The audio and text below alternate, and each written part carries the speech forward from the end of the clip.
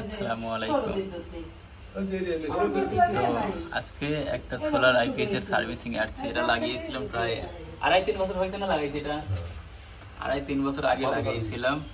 খুব ভালোই সার্ভিস হচ্ছে আলহামদুলিল্লাহ। কাস্টমার এটাতে স্যাটিসফাই।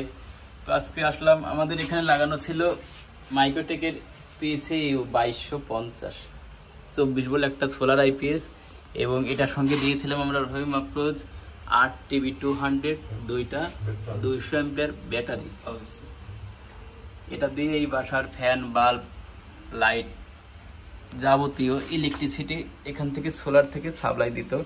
আমি দেখাবো এখন আপনাদের উপরে সোলার লাগিয়েছি কত ওয়াট। এই হলো আমাদের উপরে ছাদের সোলার প্যানেল, একতলা একটা বিল্ডিং বিশিষ্ট।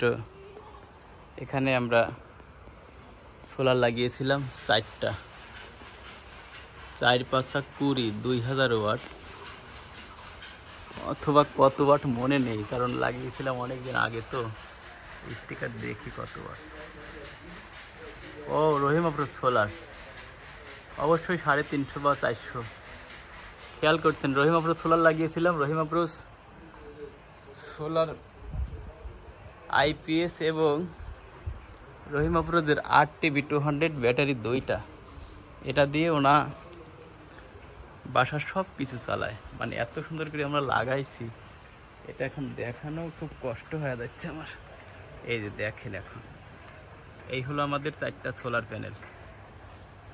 এরপরে কিন্তু একটা প্যানেল ভেঙে গিয়েছিল, আমরা সেটাকে বদলায় আর একটা লাগিয়েছি।